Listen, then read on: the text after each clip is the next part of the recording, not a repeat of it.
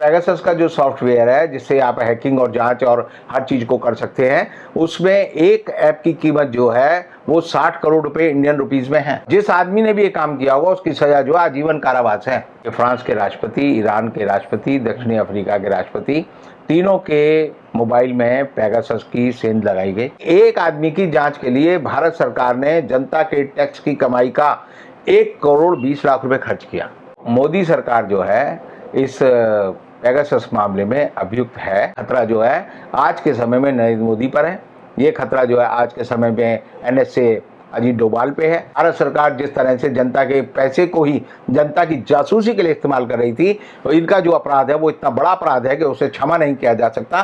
नमस्कार दोस्तों, हिंदू वॉइस में आपका स्वागत है। मैं हुक्राम, हमारे साथ हैं एडवोकेट रविंद्र कुमार जी। आप लोग अच्छी तरह से जानते हैं। आज फिर हम इनसे चर्चा करेंगे पेगासस को लेकर। पेगासस से जिस तरह से जासूसी कराई गई देश भर में, उसमें मोदी सरकार चुप्पी साधे हुए कुछ बोल नहीं रही है। ऊपर से ये चीज़ भी फैलाई जा रही है, विपक्ष बिना बात में हल्ला मचा रहा है। दूसरी तरफ विदेशों की बात करें तो फ्रांस में जांच चल रही है बड़े स्तर पर। मैक्रोन जो राष्ट्रपति हैं फ्रांस के, उनके फ़ोन में भी पाया गया कि ये सॉफ्टवेयर जासूसी कर रहा था। दूसरी तरफ इसे बनाने वाली कंपनी NSO के यहाँ पे छापेमारी हो चुकी है, और वो छापेमारी एक तरह से फॉर्मेलिटी थी या सच में जांच चल रही है, इस पर सारी बात करेंगे रविंद्र कुमार जी से। सर, क्या कहना है, पहले आप देश में जो चुप्पी साधे हुए मोदी सरकार, उस पर थोड़ा बताएं। एक कहावत है हमारी जिसपे हम कहते हैं कि मौन स्वीकृति लक्षणम। कि अगर कोई आदमी चुप रहता है तो इसका मतलब यह है कि वो मान रहा है कि उसने अपराध किया है। क्योंकि अपराधी के पास जो है अक्सर अपने अपराध को सिद्ध करने के लिए, अपने को निर्दोष सिद्ध करने के लिए कोई तर्क नहीं होता, तो वो चुप रहता है। और हम भी अदालत में अपने मुवक्किल को यही समझाते हैं कि जज जब तुम पे चार्ज लगाएगा तो तुम कहना कि मैं चार्ज जो है इन्हें स्वीकार नहीं करता और मेरे ऊपर मुकदमा चलाया जाए। और इसी वजह से आप देखेंगे कि आपराधिक जो दंड संहिता है वो इस बात की अनुमति देती है कि अपराधी को इस बात का अख्तियार है कि वो चुप रहे। Right to silence is our fundamental right under constitution of India. और आर्टिकल 21 जो है भारत के संविधान का ये कहता है कि कोई भी अभियुक्त जो है चुप रहने के अपने अधिकार का इस्तेमाल कर सकता है। ठीक है। तो मोदी सरकार जो है इस पेगासस मामले में अभियुक्त है, उसकी पूरी की पूरी उसमें संलिप्तता है। और संलिप्तता नहीं बल्कि ये समझिए कि पूरी की पूरी सरकार में जिन भी अधिकारियों ने इस बारे में फैसला लिया है वो सारे के सारे जो है एक तरह से अपराधी हैं, उनको सज़ा मिलनी चाहिए। और सज़ा देने के लिए भारत में बहुत बड़े कानून बने हुए हैं और उसके बारे में हम भी बात करेंगे अभी। अच्छा। लेकिन जो आप देखेंगे कि फ्रांस की सरकार जो है, फ्रांस दुनिया में आप समझिए राजनीतिक क्रांति का अग्रदूत रहा है। ठीक है। अब से तकरीबन 250 साल पहले जब वहाँ पर फ्रांस की राज्य क्रांति हुई थी 1789 में, तब से हम देख रहे हैं कि लगातार पूरी दुनिया को फ्रांस ही एक ही संदेश देता है कि कैसे लोकतंत्र को जीवित रखें और कैसे लोकतंत्र को आगे बढ़ाएं। अब जैसा कि आपने कहा कि फ्रांस के राष्ट्रपति एमेनुएल मैक्रो, उनकी जो है जांच जो है पेगासस से हो रही थी। और यही नहीं, मीडिया पार्ट नाम की एक संस्था है जिसने कि राफेल की दलाली के बारे में सारे सबूत जुटाए और ये बताया कि भारत में जब राफेल के जहाज खरीदे गए तो नरेंद्र मोदी और उसके साथ साथ अनिल अंबानी और भारत सरकार के दूसरे लोग कैसे उसमें शामिल थे।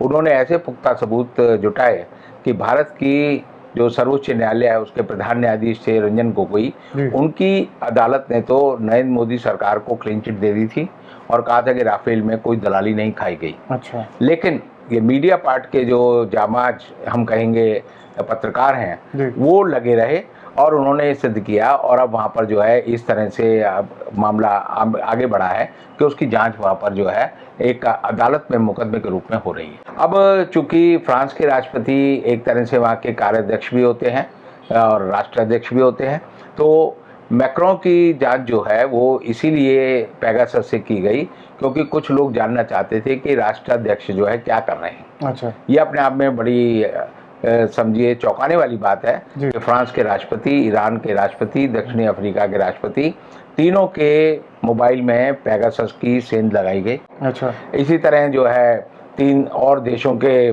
प्रधानमंत्री हैं जिनमें कि इमरान खान हैं। अच्छा। उनके फ़ोन में भी पेगासस ने जासूसी की। और इस तरह हम देखेंगे कि पूरी दुनिया में 16 देश के जो पत्रकार हैं, जो राष्ट्राध्यक्ष हैं, जो इम्पोर्टेंट लोग हैं, उनकी जांच की गई। लेकिन ये बात जो है हिंदुस्तान में मीडिया जो है जनता को नहीं बता रहा। इससे नहीं बता रहा क्योंकि हमारा बिका हुआ मीडिया है। अच्छा। 1000 लोगों की हिंदुस्तान में पेगासस के माध्यम से जांच हुई, उनकी निगरानी की गई। उनमें राहुल गांधी भी एक व्यक्ति हैं। अच्छा। भारत की सेनाध्यक्ष और सेना के बड़े जनरल हैं, उनकी जांच हुई। भारत के 40 से ज़्यादा पत्रकारों की जांच हुई। और इस तरह आप देखेंगे कि फहरिस्त जो है उन लोगों की है जो केंद्र में मंत्री हैं। अच्छा। अब केंद्र में मंत्री जो है अश्विनी वैष्णव है, जो कि इस समय इंफॉर्मेशन टेक्नोलॉजी के मिनिस्टर हैं, उनकी भी जांच हुई। एक मोदी जी के बड़े जो है दिलचस्प किस्म की जिनके बारे में बात आती है, स्मृति ईरानी, उनके फ़ोन की भी जांच हुई। तो ये सारे जो नतीजे हैं बड़े चौंकाने वाले हैं, ये हैरान करने वाले भी हैं। और ये बताते हैं कि सरकार क्यों जासूसी कर रही है। सरकार को जासूसी करनी थी तो आतंकवादियों की करती, बिल्कुल। सरकार को जासूसी करनी थी तो एंटी नेशनल लोगों की करती। लेकिन सरकार ने उसकी जगह जो है एक समझिए एक पेगासस जैसा एक गैर संवैधानिक तरीके से, गैर वैधानिक तरीके से सेंध लगाने वाला जासूसी उपकरण खरीदा, जिस उपकरण के बारे में लोगों को बताया जाए तो उनको बड़ा धक्का लगेगा। अभी खबर आई कि मेक्सिको ने 30 लोगों की जांच करने के लिए 700 करोड़ रुपए के पेगासस ऐप खरीदे। अच्छा। यानी कि 30 लोगों के लिए क्या मतलब है, 700 करोड़ के खरीदे तो एक आदमी पे 21 करोड़ रुपए मेक्सिको की सरकार ने अपने यहाँ खर्च किया, जिस पे वहां जांच चल रही है। अरे। और इसी तरह मैं आपको याद दिलाऊंगा कि हिंदुस्तान की सरकार ने अगर 1000 लोगों की जांच की है तो पेगासस का जो सॉफ्टवेयर है जिससे आप हैकिंग और जांच और हर चीज को कर सकते हैं, उसमें एक ऐप की कीमत जो है वो 60 करोड़ रुपए इंडियन रुपीज में है। और 60 करोड़ में देकर जब आप उस पर किसी की जांच करते हैं तो ये जांच सिर्फ जो है 50 लोगों की जा सकती है। यानी एक आदमी की जांच के लिए भारत सरकार ने जनता के टैक्स की कमाई का 1 करोड़ 20 लाख रुपए खर्च किया। और राहुल गांधी ने आप देखिए कि उसको जैसे ही पता चला कि भाई मेरे फ़ोन की हैकिंग हो रही है, जांच हो रही है, तो उसने जो है 10 फ़ोनों का इस्तेमाल किया, 10 फ़ोन बदले। तो 10 फ़ोन बदले का मतलब है कि राहुल गांधी पे भारत सरकार ने 12 करोड़ रुपए खर्च किए। और 12 करोड़ खर्च करने के बाद जो है देश के जो हमारे सरकार जो चल रही है भारतीय जनता पार्टी की, उसके अध्यक्ष जेपी नड्डा कहते हैं कि भारत सरकार जो है राहुल गांधी जैसे फालतू आदमी की जांच क्यों करेगी। तो फालतू आदमी तो आप समझ लीजिए वो इनके लिए फालतू है या इम्पोर्टेंट है कि 12 करोड़ रुपए तो आपने उसकी अकेले की जांच पे की है, उसके जो सहयोगी थे दफ्तर में थे उनकी जांच की, छोटे छोटे लोगों की जांच की आपने। और जांच करने के बाद आप जो है अब इस बात से इनकार कर रहे हैं, जब आप पकड़े गए रेड हैंडेड रंगे हाथों, तो आप कहते हैं जी हम जो है आपको इस बारे में नहीं बताएंगे। अब पेगासस की जांच का नतीजा क्या हो सकता है, क्यों भारत सरकार जांच नहीं कर रही? क्योंकि जांच करने का मतलब होता है जब भी आप कोई एफआईआर लिखाते हैं, कंप्लेंट लिखाते हैं, कोर्ट का कोई आदेश होता है, तो you put criminal justice system in motion. यानी कि जैसे मैं कोई कंप्लेंट लिखाने जाता हूं तो उसका मतलब ये होता है कि मैंने जो है आपराधिक जो जांच का तरीका है उसको एक मोशन में ला दिया, उसकी शुरुआत कर दी है, और उसके बाद वो जो कानून का काम है, कानून का दायरे में वो चीजें आने लगती हैं और कोई भी आदमी नहीं बच सकता। हिंदुस्तान का कानून इतना मजबूत है, मैं आपको याद दिला सकता हूं कि जब मैंने जेएमएम एमपी ब्राइबरी केस का केस डाला, जिसमें कि तब जो है तब के प्रधानमंत्री पीवी नरसिम्हा राव थे, बूटा सिंह तब के गृह मंत्री थे, उनको 3-3 साल की सजा हुई थी। और कोई इससे पहले हिंदुस्तान में सोच नहीं सकता था कि हिंदुस्तान के प्रधानमंत्री के खिलाफ एफआईआर हो सकती है। कोई ये नहीं सोच सकता था कि उसको जमानत लेनी पड़ेगी। कोई ये नहीं सोच सकता था कि हिंदुस्तान के प्रधानमंत्री का ट्रायल होगा। कोई ये नहीं सोच सकता था कि भारत के प्रधानमंत्री को 3 साल की सजा मिलेगी। तो ऐसी हालत में हिंदुस्तान का कानून बड़ा सक्षम है। और जो पेगासस जासूसी का मामला है ये इतना मजबूत और इतना खतरनाक है कि अगर मैं आपको बताऊं तो आप आदमी को नहीं पता कि इसकी सजा क्या है। अच्छा। जिस आदमी ने भी ये काम किया होगा उसकी सजा जो आजीवन कारावास है।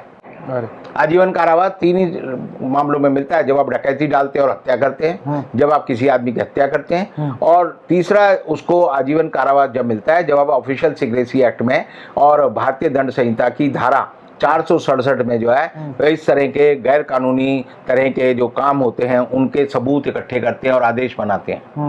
तो मैं आपको याद दिलाना चाहूँगा कि 2013 में अरुण जेटली जो कि विपक्ष के नेता थे उस समय, उनके फोन की जासूसी हुई थी। तब जो है दिल्ली पुलिस ने उसकी जांच की थी और उसमें जो एफआईआर दर्ज हुई थी, उस एफआईआर में हम देखते हैं कि जो सेक्शन लगाया गया वो 464, 467, 468, 471, 120B और आईटी एक्ट जो है, इंफॉर्मेशन टेक्नोलॉजी एक्ट, उसकी धारा 66 लगी थी और सबसे अधिकतम सजा जो है उसमें आजीवन कारावास है। अब चूंकि जिन लोगों की जांच की है, जिन लोगों के ऊपर इन्होंने सेंध लगाई है, उनमें बहुत सारे सरकारी अधिकारी हैं। अच्छा। तो जैसे सेना के अधिकारियों की बहुत सारी जांच की खबरें आ रही हैं, तो ऐसे में क्या लगता है कि एक ऑफिशियल सीक्रेसी एक्ट और लग जाता है। और ऑफिशियल सीक्रेसी एक्ट जो है 1923 का अंग्रेजों का एक्ट है, जिसमें जमानत का प्रावधान नहीं है। अच्छा। तो जिस आदमी ने भी ऐसी जांचें की हैं, ऐसी खोजें की हैं, ऐसा जो है एक तरह से जासूसी की है, उसको जो है सजा जरूर मिलेगी और जरूर मिलेगी, और सजा जो है आजीवन कारावास की मिलेगी। इसीलिए भारत सरकार जो है इससे बचना चाहती है। भारत सरकार नहीं चाहती कि कानून जो है अपना काम करना शुरू करे। नहीं तो किसी को, हमारे यहाँ हमेशा एक कहावत है कि सांच को आँच से डर क्या। भाई सांच को अगर आँच से डर नहीं लगता, हमारे यहाँ जो है भारतीय जनता पार्टी के नेता हैं जो कहते हैं कि हम बड़े राम भक्त हैं, रामायण को मांगते हैं, तो सीता पे जब एक धोबी ने आरोप लगाया कि ये किसी दूसरे के घर रह के आई है, तब सीता की अग्नि परीक्षा हुई। बिल्कुल। और सीता जी ने अग्नि परीक्षा दी। अग्नि परीक्षा देने से ये सीता भक्त और राम भक्त जो है क्यों भागना है, ये नहीं समझ आता। ये भाग इसलिए रहे हैं क्योंकि उन्हें पता है कि हम तो पकड़े जाएंगे। जिस दिन जांच शुरू हुई, हमारे देश, हमारा जो खेल है वो खत्म हो जाएगा, हमें जेल में जाना पड़ेगा और जाकर जो है तिहाड़ में जो है चक्की पीसनी पड़ेगी।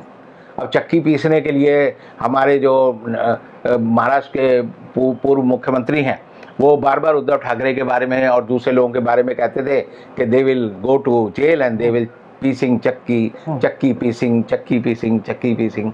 तो अब जो है ये खतरा जो है आज के समय में नरेंद्र मोदी पर है, ये खतरा जो है आज के समय में NSA अजीत डोभाल पे है, ये खतरा आज के समय में जो है हम देखते हैं कि जो गृह मंत्री हैं अमित शाह, उनके ऊपर है। अच्छा। अब इस खतरे को आप ऐसे समझ सकते हैं कि पेगासस का मामला कोई भारत की जासूसी का मामला नहीं है, सिर्फ राहुल गांधी या स्मृति ईरानी की जासूसी का नहीं है। ये मामला जो है अंतर्राष्ट्रीय स्तर पर बढ़ गया है। मैं आपको याद दिलाना चाहूंगा, आज से 4 साल पहले एक अरब स्प्रिंग आंदोलन शुरू हुआ था। अच्छा। एक छोटा सा तहरीकी चौक पर एक छोटा सा आंदोलन शुरू हुआ, जिसे अमेरिका का पूरा समर्थन था। टूनीशिया में वो शुरू हुआ था कि एक जो सब्जी लगाने वाले को एक पुलिस वाले ने मारा। हाँ। जब मारा तो वो बेचारा जो है वहाँ के अधिकारी के पास गया, उसने कहा जी मेरे को जो है इन्होंने गलत तरीके से मारा। उसके बाद वो और उच्च अधिकारी के पास गया, और उच्च अधिकारी के पास गया, अल्टीमेटली वो पुलिस के सबसे बड़े अधिकारी के पास गया और उसको कहा कि जी मेरे साथ ऐसा ऐसा नाइंसाफी हुई है, लेकिन उसे न्याय नहीं मिला। तो गुस्से में आकर उसने जो है अपनी जो है ईमेल और अपनी वेबसाइट पे जो है ये बात डाली कि मेरे साथ अन्याय हुआ है और इससे दुखी होकर मैं आत्महत्या कर रहा हूँ। तो सब्जी वाले ने जो आत्महत्या की, उससे लोगों में इतना गुस्सा भड़का कि तहरीकी चौक पर ट्यूनीशिया में लोग इकट्ठे हो गए और पूरी की पूरी सरकार को वहां पर बर्खास्त होना पड़ा। और उसके बाद वो आंदोलन जो है पूरे अरब देशों में फैल गया। अच्छा। 18 देशों में फैल गया, 16 देशों की सरकारों को बदलना पड़ा। तो इसी तरह जो है ये आप समझिए पेगासस का मामला जो है छोटा सा मामला नहीं है। ये मामला जो है पेगासस के उपकरण की जो खोज थी, वो एक इजराइल के जो कमांडर थे शावले हुआ, तो उन्होंने इसकी खोज की 2010 में उन्होंने बनाया। और बनाने के बाद जो है उन्होंने ये जो उपकरण है इसमें CIA और नासा दोनों का हाथ था। तो ये उपकरण बड़ा सक्सेसफुल होने लगा और इसने उस समय के आईफोन का जो एंड्रॉयड वर्जन है, आईफोन का जो iOS वर्जन 6.4 था, उसको भेज दिया। अच्छा। और उसको भेजने के लिए आपको मैं बता दूं, आईफोन की कंपनी ये कहती थी कि हम जो है जब फोन को भेज देते हैं उसके बाद हम इसको खोल नहीं सकते, हम इसे अनलॉक नहीं कर सकते। तो अमेरिका में एक सीनेट की कमेटी बैठी, सीनेट की कमेटी के पास ये मामला उठा कि आप जो है आईफोन को खोल के दो। तो आईफोन को खोलने के लिए आईफोन के इंजीनियर, नासा के इंजीनियर, CIA के इंजीनियर, तीनों लगे और वो उस आईफोन को नहीं खोल पाए।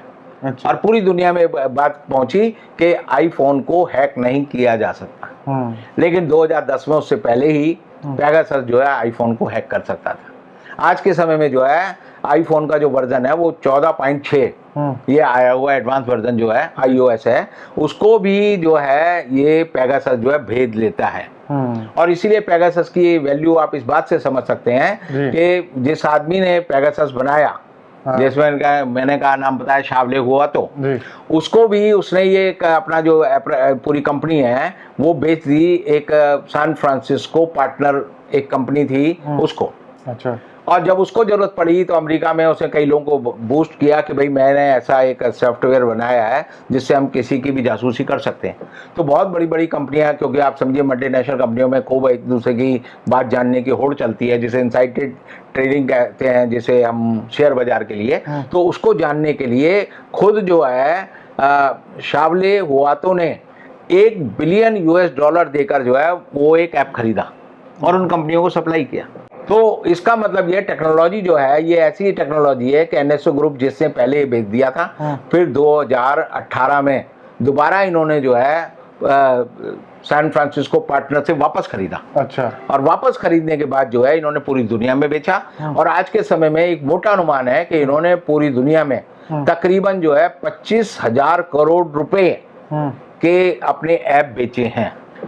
और इसीलिए इससे घबराकर जो है इसका जो बवंडर है पूरी दुनिया की सरकारों के सर पर जो है मंडरा रहा है। और इसीलिए आप देखेंगे कि इजराइल के रक्षा मंत्री को फ्रांस के में जाकर जो है वहाँ के राष्ट्राध्यक्ष और वहाँ के प्रधानमंत्री को समझाना पड़ रहा कि भाई हम जो है ये जो जासूसी करते हैं इसमें इजराइल की सरकार की कोई सहमति नहीं है। अच्छा। और इसीलिए आप देखेंगे एनएसओ कंपनी पर अभी 4 दिन पहले ही इजराइल की सरकार ने छापा मारा उनकी सारी चीज़ों को, जैसे हमारे सीबीआई, एनआईए और ईडी वगैरह जांच करती है, उन्होंने वहाँ पर जांच शुरू कर दी है। और उन्होंने ये प्रूव करने की कोशिश की इजराइल की सरकार ने कि हमारा इसमें कोई लेना देना नहीं है। अदरवाइज ये जो है एक तरह से उसी तरह का षड्यंत्र है जो हिटलर ने पूरी दुनिया पे कब्जा करने के लिए किया था। 2022 में 100 साल हो जाएंगे पूरी दुनिया में। अगर आप देखेंगे कि इटली में जो मुसोलिनी था उसका उदय हुआ था 1922 में, और उसके 100 साल जोड़ लेंगे तो 2022 में आज के समय में हम उसी खतरे के सामने हैं कि एक आदमी, एक देश, एक छोटे से ग्रुप अपनी सनक में पूरी दुनिया पे कब्जा कर सकता है। और पूरी दुनिया पे कब्जा करने के लिए इस बार वो जो है खून नहीं बहाएगा, बल्कि इस बार वो जो है आपके मोबाइल का इस्तेमाल करेगा, आपके आईपैड का इस्तेमाल करेगा, आपके ईमेल का इस्तेमाल करेगा, आपके कंप्यूटर का इस्तेमाल करेगा। तो ये खतरा जो है पूरी दुनिया के लिए खतरा है। और इसीलिए मैं कहता हूं हमेशा कि इसकी जांच जो है किसी देश की एजेंसी को नहीं करनी चाहिए, इसकी जांच की एजेंसी जो है यूएनओ को करनी चाहिए, क्योंकि यूएनओ सबसे सक्षम संस्था है। जैसे हिटलर और उसके लोगों के खिलाफ जो है न्यूरम्बर्ग ट्रायल हुआ, आज भी चल रहा है। न्यूरम्बर्ग ट्रायल में ये था कि द्वितीय विश्व युद्ध के जितने भी दोषी लोग थे उनको पकड़ पकड़ कर आज भी जो है लाया जाता है, और जब वो मिलते हैं तो उनको सजा दी जाती है, चाहे उसको बात को आप समझिए 70-75 साल हो गए हैं। तो इसी तरह न्यूरम्बर्ग ट्रायल की तरह जो लोग पेगासस की जांच कर रहे हैं उनकी जांच होनी चाहिए, और हर देश के सरकार को उसमें जो है अपनी मदद देनी चाहिए, हर आदमी की बात वहां सुनी जानी चाहिए। और तब आपको पता लगेगा कि भारत सरकार जो ये षड्यंत्र कर रही थी, भारत सरकार जिस तरह से जनता के पैसे को ही जनता की जासूसी के लिए इस्तेमाल कर रही थी, इनका जो अपराध है वो इतना बड़ा अपराध है कि उसे क्षमा नहीं किया जा सकता। और इसीलिए ये आपको बड़ा अजीब लगेगा, सरकार बार बार इस बारे में बार बार मजाक उड़ाती है। जैसे कि आपने देखा होगा संबित पात्रा कह रहा है कि राहुल गांधी के जो वो था मोबाइल, उसमें तो हमें डोरेमोन की फिल्में मिली। अच्छा। अब डोरेमोन की फिल्में मिली या ब्लू फिल्म मिली, भाई तुम्हें जानने का हक क्या है? और अगर तुमने जान लिया तो ये भी दुष्स्वीकृति का लक्षण है। बिल्कुल। हमारे जो पूर्व जो है मंत्री हैं रविशंकर प्रसाद, वो कहते हैं जी 45 देश जासूसी कर रहे हैं तो हमने कर ली तो क्या कर ली। तो आप देखिए इनकी जबान से अगर इनसे आप 2 मिनट भी बात करेंगे पेगासस को लेके तो सच निकल आएगा। और सच यही है कि ये जासूसी कर रहे थे। ये सरकार जो है लोगों के हितों की रक्षा नहीं कर सकती। ये सरकार जो है गैर कानूनी और असंवैधानिक कामों में लगी हुई है। ये हमारे सारे सीक्रेट्स को लेकर जो है विदेशों को बेच सकती है। तो इसलिए मेरा ये कहना है कि इसकी जांच जो है हिंदुस्तान की सरकार को नहीं करनी, फ्रांस की सरकार को नहीं करनी, यूएनओ को करनी है, यूएनओ की सिक्योरिटी काउंसिल को करनी है, और न्यूरम्बर्ग ट्रायल की तरह इन लोगों का ट्रायल होना चाहिए। ये मेरा कहना है, ताकि ये लोग बख्शे ना जा सकें। बहुत बहुत शुक्रिया सर, आपने इस सॉफ्टवेयर के बारे में कहाँ से शुरू हुआ है और कहाँ तक फैला और कितने रुपए में बेचा गया, और भारत में ही देखिए कितना जनता का टैक्स का पैसा इसके ऊपर खर्च किया गया। क्या इसका कारण महंगाई भी है, जो पेट्रोल पर दिन रात पैसे बढ़ रहे हैं और चीज़ों से रिकवर कर रही है सरकार, और फालतू की चीज़ों में अपने ही देशों की, अपने देश के अच्छे लोगों या जो भी हैं जैसे भी उनकी जासूसी कराने का काम कर रही है। इस वीडियो को आप लोग ज़्यादा से ज़्यादा फैला दें, शेयर करें, और मिलते हैं फिर किसी नए एपिसोड में रविंद्र कुमार जी के साथ।